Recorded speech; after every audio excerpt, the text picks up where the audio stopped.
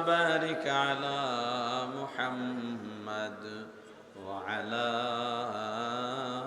آل محمد كما باركت على إبراهيم وعلى آل إبراهيم إنك حميد مجيد حامدا ومصليا الحمد لله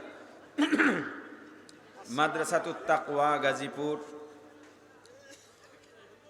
হাফেজ ছাত্রদের পাগড়ি প্রদান উপলক্ষে ষষ্ঠ বার্ষিক 2 দিন ব্যাপী তাফসিরুল কোরআন মাহফিলের শেষ দিনের সমাপনী অধিবেশনের মহতরম সভাপতি, আজকের মাহফিলের প্রধান অতিথি, আমার অত্যন্ত বন্ধু মানুষ, ঘনিষ্ঠ মানুষ, গাজীপুর মাটি ও মানুষের নেতা কামরুল হাসান সরকার রাসেল ভাই, আজকের সভাপতি, এই ঈদগাহ ময়দানের সহসভাপতি, এই কমিটির সহসভাপতি আলহাজ মোজাম্মেল হক সরকার, এবং আজকের উদ্বোধক জাহানারা বিজনেস পয়েন্টের স্বত্বাধিকারী জাহাঙ্গীর কবির সাহেব, মুআজ্জাজ মুকাররম হযরত উলামায়ে কেরাম, দূর দূরান্ত থেকে আগত ইসলাম প্রিয়, দিন প্রিয়, মর্দে মুজাহিদ, আল্লাহ রাব্বুল আলামিনের আশিকিন, জাকিরিন মুসলমান ভাইয়েরা, কলিজার টুকরা সমবয়সী যুবক ও ছাত্র বন্ধুগণ, পর্দানিশী মা ও বোনেরা, আল্লাহ তাআলার দরবারে লাখো কোটি শুকুর ও সুজুদ, যেই মহান রব্বুল আলামিন আমাদেরকে হায়াতে তৈয়বা দান করে দুনিয়ার জান্নাতের বাগান কোরআন ও সুন্নাহর আলোচনার এই মোবারক মজলিসে আশা ও বসার মতো তৌফিক দান করেছেন, আলোচনা শোনার মতো সুযোগ করে দিয়েছেন, এজন্য শুকরিয়া আদায় করি আলহামদুলিল্লাহ। রাত 10:15, 11টার পরে যদি আলোচনা শুনতে চান বা আমি যাই, আমাকে একটা ওয়াদা দিতে হবে, তারপর আমি বয়ান করতে পারি, না হয় 11টা শেষ করে দেব। ওয়াদাটা হলো, যদি 11টার পরে বয়ান করি, ফজরের নামাজ যার যার অঞ্চলের মসজিদে জামাতের সাথে আদায় করতে হবে। এই ওয়াদা দিলে আমি বয়ান করব 11টার পরে। কারা কারা ওয়াদা দিছেন? কারা কারা ওয়াদা দিছেন?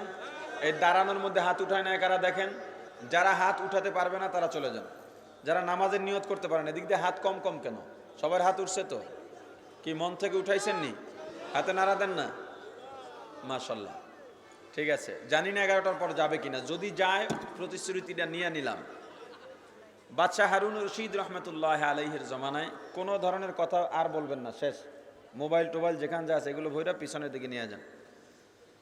বাদশাহ হারুন রশিদ রহমতুল্লাহ আলাইহির জমানায় একজন আল্লাহওয়ালা ছিলেন, আল্লাহর ওলি ছিলেন, সুলাইমান রহমতুল্লাহ আলাইহি। সুলাইমান রহমতুল্লাহ আলাইহি একদিন রাজ দরবারে গিয়ে হাঁক ছাড়লেন, বাদশাহ কোথায়? হুজুরের হাতে এক গ্লাস পানি ছিল। বাদশাহ হারুন রশিদ দৌড়ে এলেন, হুজুর কি খেদমত করতে পারি?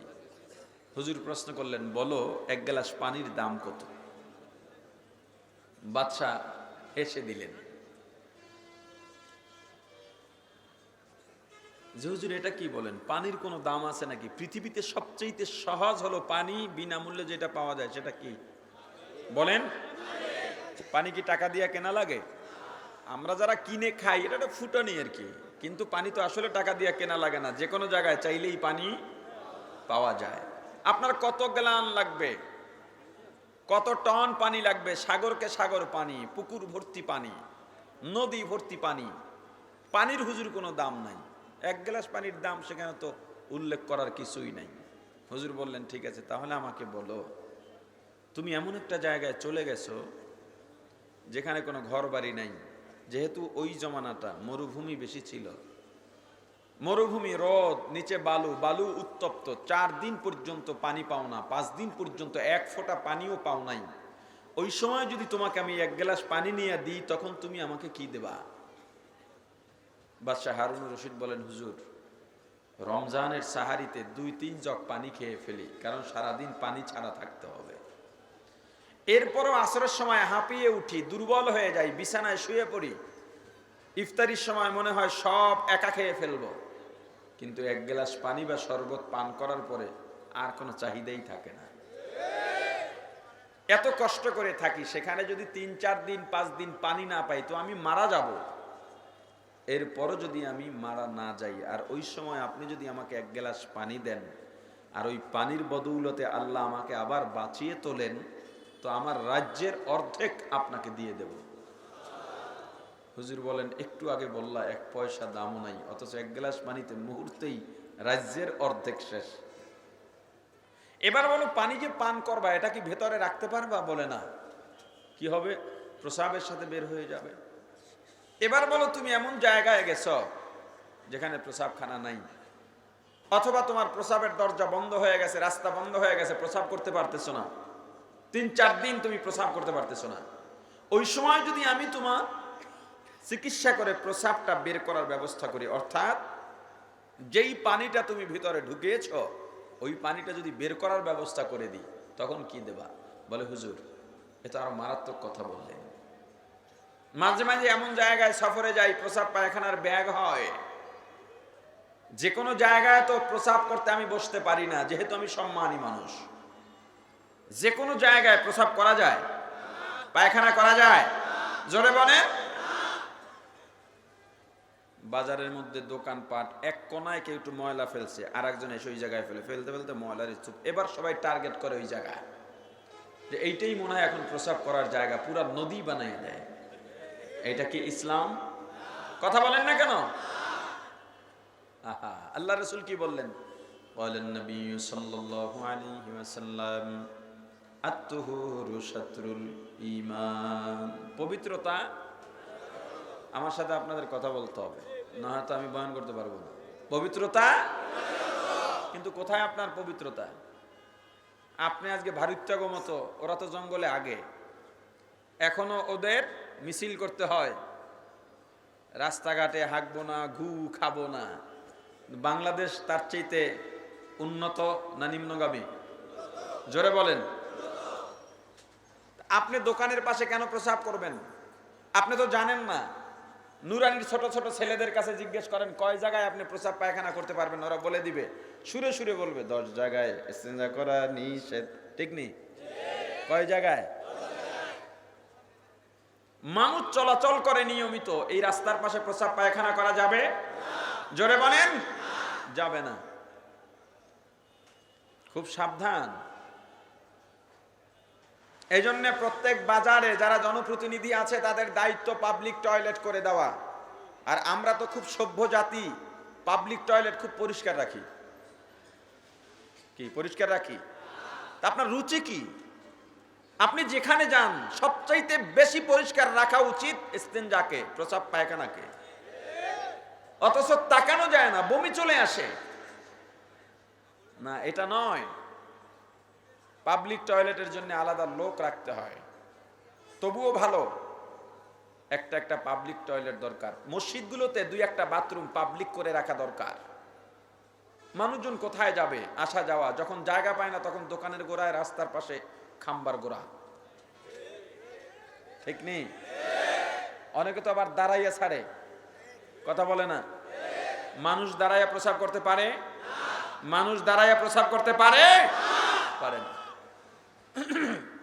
মানুষ বসে প্রস্রাব করবে। পশু আর মানুষের মাঝে এই ব্যবধান আছে না নাই? বসার জন্য তোমাকে আল্লাহ যেভাবে যেখানে যেই জোড়া দরকার সেই জোড়াগুলো দিয়েছেন, কিন্তু তুমি জোড়াগুলো এখন ইনটেক করে রেখেছো জিন্সের প্যান্টে, জোড়ায় কাজ করে না। এমন এক প্যান্ট পরছো, বসলে খাড়াইতে পারো না, খাড়াইলে বসতে পারো না।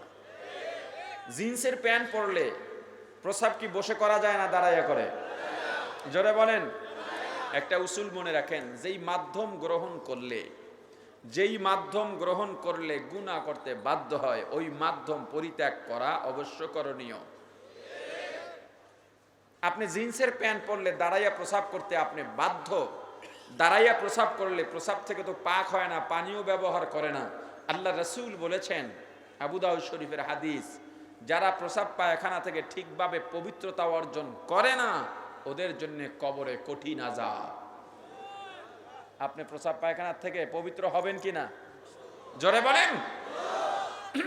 এখন হাইওয়ে, এখন এটা স্ট্যান্ডার্ড হয়ে গেছে, একটা প্রেস্টিজ দাঁড়াইয়া প্রস্রাব করা। হাইওয়ে যতগুলো হোটেল আছে, এই হোটেলগুলোতে যে কয়টা বসে প্রস্রাব করার জায়গা তার চাইতে বেশি এখন দাঁড়াইয়া প্রস্রাব করার জায়গা। তার মানে হাইওয়ে ওয়ালারা প্রমাণ দেয়, হাইওয়েতে কারা ঢোকে, ওখানে 10 টাকার চা 100 টাকা। এটা মধ্যবিত্ত যারা, তারাও ঢুকতে পারে না সহজে, ওখানে ধনী মানুষ ঢুকে। হাইওয়ে ওয়ালারা প্রমাণ দেয়, ধনী যারা এরা বেশিরভাগ পশু না, এখানে তারা ঢোকে, তাদের দাঁড়াইয়া প্রসাব করার জায়গা। আজকে আমরা কোথায় যাচ্ছি?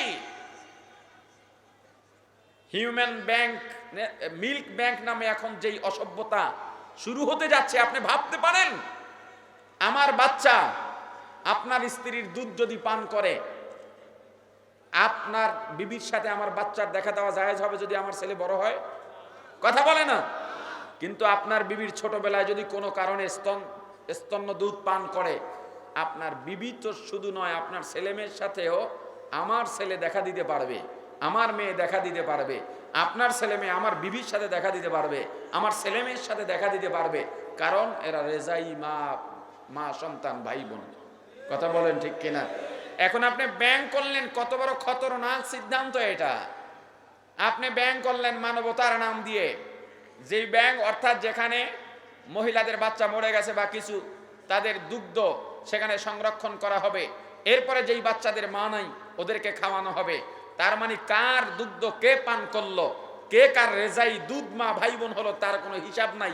আল্লাহ না করুন ঘটনাক্রমে যদি অজান্তে হয়ে যায় যে দুধ বোনকেই সে বিয়ে করলো, কারণ সে জানে না তো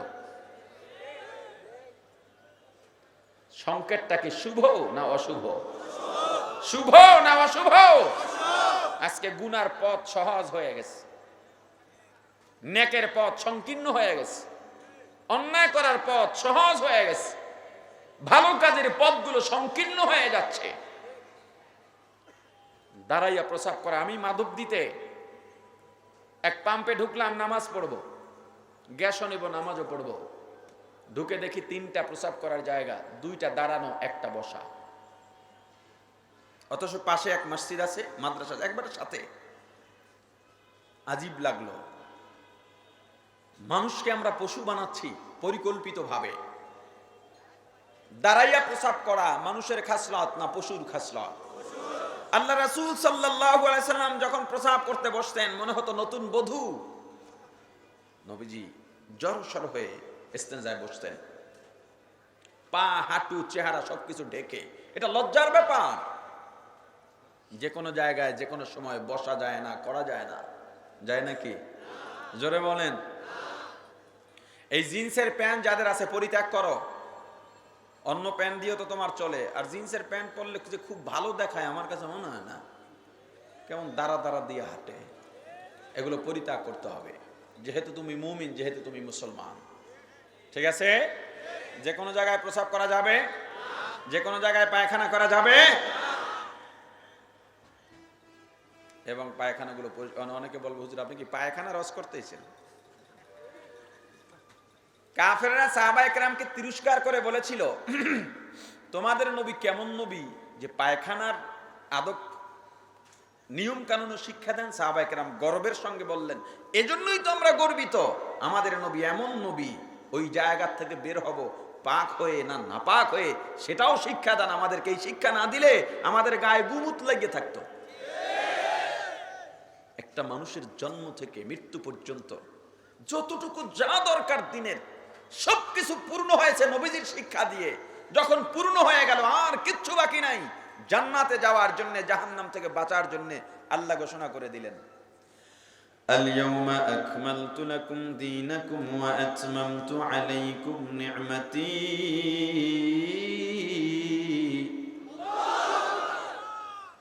وَأَتْمَمْتُ عَلَيْكُمْ نِعْمَتِي وَرَضِيتُ لَكُمُ الْإِسْلَامَ دِينًا।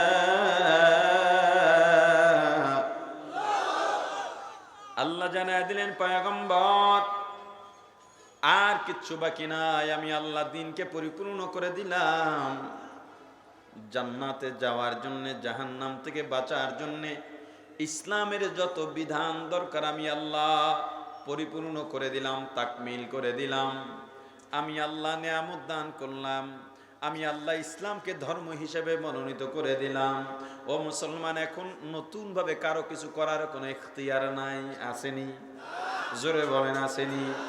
ও মুসলমান ইমানদার, বাদশাহ হারুন রশিদ ডাক দিয়া বলেন, হুজুর, এমন এমন জায়গায় যাই, অনুকূল পরিবেশ পাই না, প্রস্রাব করতে পারি না, একটু যদি দেরি হয়ে যায় পা ব্যথা করে, পেট ব্যথা করে, হাঁটতে পারি না, চলতে পারি না, সেখানে যদি ৩-৪ দিন পর্যন্ত প্রস্রাব করতে না পারি তাহলে তো পেট ফেটে মরে যাওয়ার কথা। এরপরেও যদি বেঁচে থাকি আর আপনি আমার চিকিৎসা করে প্রস্রাবটা বের করার ব্যবস্থা করে দেন, তাহলে আমি এই উসিলায় এর বদৌলতে আপনাকে আমার রাজ্যের বাকি অর্ধেকটাও দিয়ে দেব। আল্লাহর নবী সুলাইমান রাহমাতুল্লাহ আলাইহি ডেকে বললেন, দেখেছো বাদশা, যেই তুমি তিরস্কার করে বলেছিলে পানির কোনো দাম নাই, সেই 1 গ্লাস পানি তোমার ভেতরে ঢুকাইলা রাখতেও পারলা না, ভেতরে ঢুকাইলা আর বের করলা, তাতেই তোমার রাজ্য শেষ হয়ে গেছে। পানির দাম আছে না নাই? আমি এই কথাটা এজন্য বলেছি, পানি যেটাকে আমরা দাম মনে করি না, অথচ এই পানির কত দাম, পানির কত দাম, পানি কত বড় নিয়ামত। 1 ফোঁটা বৃষ্টির পানির বদৌলতে সারা দুনিয়ার মানুষ যদি কিয়ামত পর্যন্ত হায়াত পায়, আর 1 ফোঁটা বৃষ্টির পানির প্রতিদানে সারা জীবন কিয়ামত পর্যন্ত সেজদায় পড়ে থাকে, 1 ফোঁটা বৃষ্টির পানির প্রতিদান দেওয়া সম্ভব নয়। আল্লাহর নিয়ামতের দাম কত সেটা বোঝানোর জন্য এই ঘটনা বলেছি, কারণ আমি আলোচনা করব আল্লাহ তাআলার নিয়ামত নিয়ে, শুকরিয়া নিয়ে। আল্লাহ বলেন, লা ইন শাকারতুম লা আযীদান্নাকুম ওয়া লা ইন কাফারতুম ইন্না আযাবী লাশাদীদ।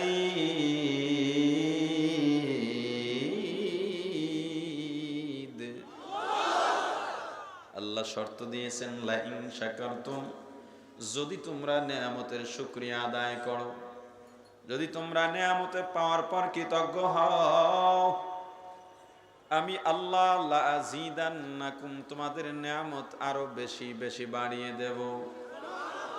ওয়ালা ইন কাফারতুম, আর যদি নিয়ামত পাওয়ার পরে অকৃতজ্ঞ হও, অস্বীকার করো, মনে রেখো, ইন্না আযাবী লাশাদীদ, আমি আল্লাহর আযাব বড় কঠিন, আমি আল্লাহর শাস্তি বড় কঠিন।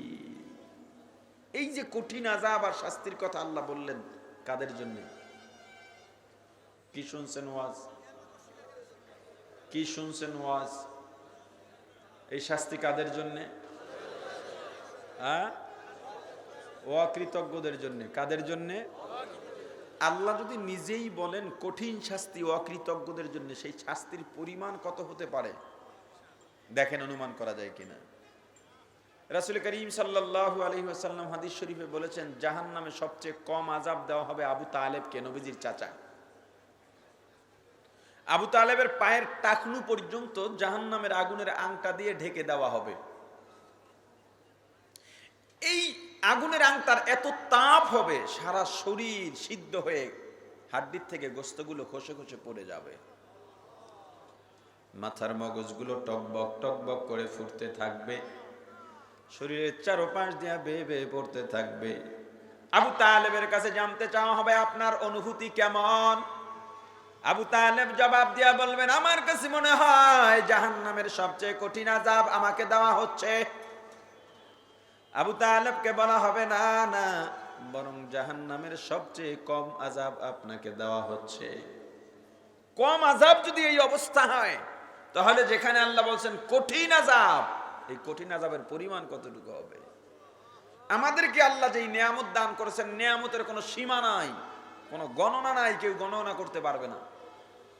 আচ্ছা, আপনারা বলেন, এই জমানার মানুষ তো আরো বেশি আল্লাহর দ্বারে জবাবদিহি হবে, কারণ বলেন তো, আগের জমানার মানুষ বেশি সুবিধা ভোগ করতো না, এই জমানার মানুষ বেশি সুবিধা ভোগ করে? বুঝে মিলে বলেন, আগের জমানা এই জমানা কোন জমানা? যেমন আগের জমানার মানুষ মৌসুমী ফল ছাড়া অন্য কোনো ফলের কথা চিন্তাও করতে পারতো না,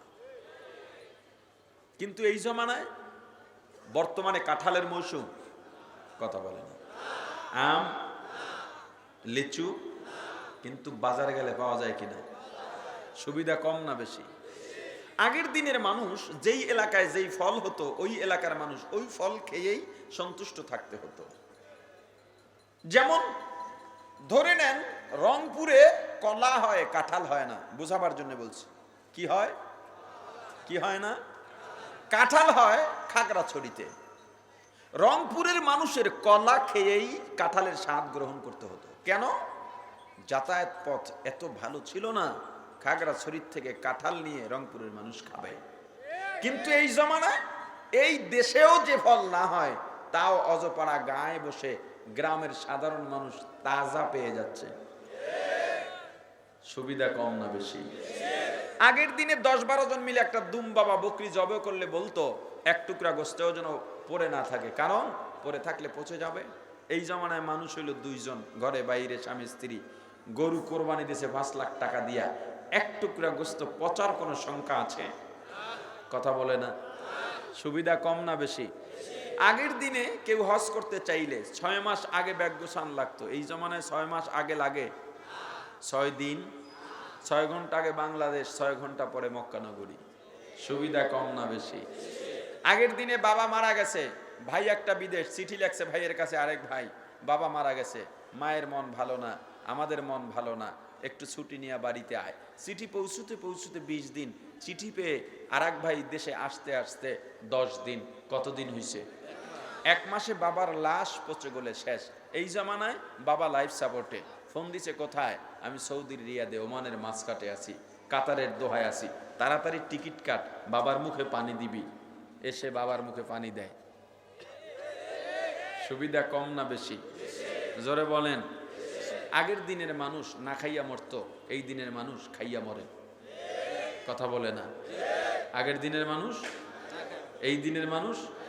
কক্সবাজারে একটা মেয়ে গতকালকে ইয়াবা খাইয়া মরছে। কেউ মদ খাইয়া মরে। আমাদের অঞ্চলে এক লোক মদ খাইয়া পানিতে পড়ে মরে রয়েছে, তার কবরে সাপও দেখা গেছে। আমাদের এলাকার ঘটনা বলছো, বহু আগে, তখন আমরা মাদ্রাসার ছাত্র। আমি ওই খাওয়ার কথা বলতেছি না, মূলত এই দিনের মানুষ অভাবে নাই। পেঁয়াজের দাম 250 টাকা, 500 হইল এদেশের মানুষ না খাইয়ে মরবে না। কথা বলে না। ডায়াবেটিস খাওয়ার কারণে না না খাওয়ার কারণে? এখন খাইছো, এখন ডায়াবেটিস হয়েছে, এখন খাইতে তো পারবি না, ফজর আগে উঠে রাস্তা মাপ।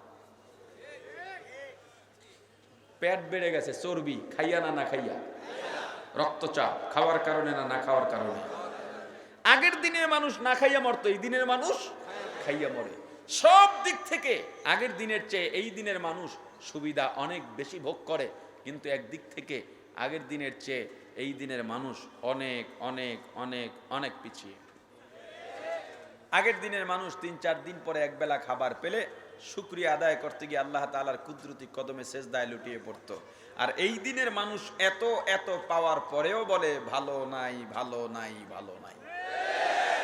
যান দোকানদারের কাছে, ভাই বেচা কিনা কেমন? কয় না, মানুষের পকেটে টাকা নাই। জিগাইলেন কি, উত্তর দিল কি? জিগাইছেন বেচা কিনা কেমন? হ্যাঁ, কি কয়? মানুষের পকেটে টাকা নাই। মানুষের পকেটের টাকা নিয়ে তার খুব চিন্তা।